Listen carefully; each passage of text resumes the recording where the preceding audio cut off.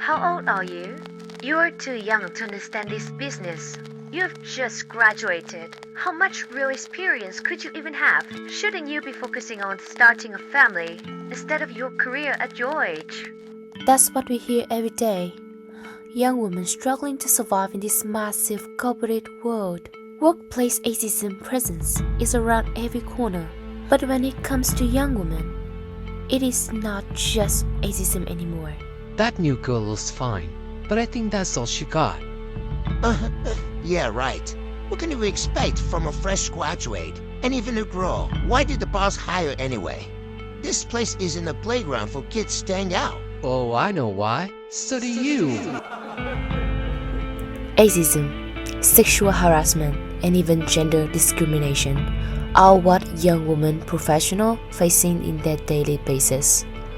Plenty of stereotypes have been created around young women in the corporate world.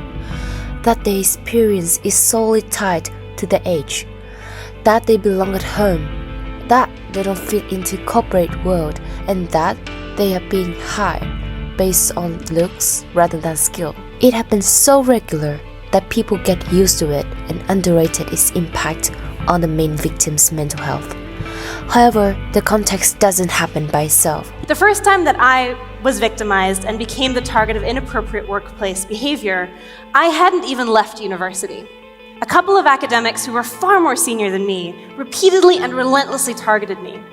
And every time something happened, I wished that someone would speak up, that they would tell me that I'm not overreacting, that I'm sane, that there's something that we could do. But instead, I found myself with reporting paralysis. I didn't speak up, and neither did most other people. I was worried about the consequences for my career because I loved my work.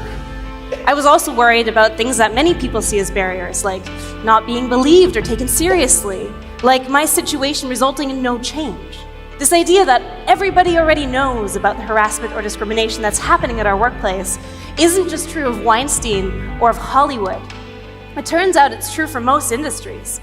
As young women in the workplace, we often remain silent. We are the new ones, the youngest voices. When we speak up, they are silent. When others say the same thing, it is accepted. We have all been there, afraid to speak out, worried we will lose our job, be seen as too eager, or that we have never been taken seriously. It's not just silence, it's a pressure. We are told to wait for our turn, to keep our heads down, and not to rock the boat. But it's suffocating. We don't just lose our opportunity, we lose our confidence. This is the reality. Young women are told they don't have enough experience, but no one gives them the chance to gain it. The cycle is hard to break, but it's not just the victim's problems. The real harm isn't just the silence of those who face ageism, it's the silence of those who witness it and don't speak out.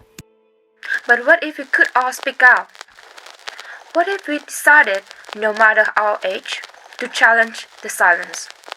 What if we spoke out when we saw ageism, whether it's directed to young women, older people, or anyone? A single voice can change the course of a conversation.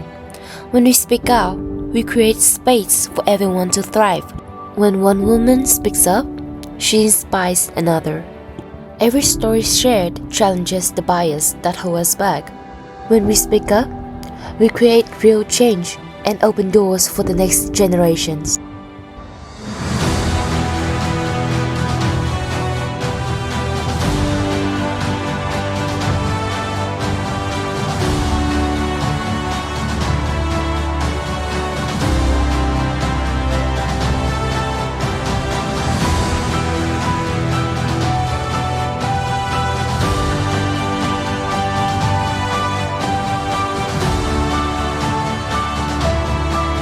It's time to share your story.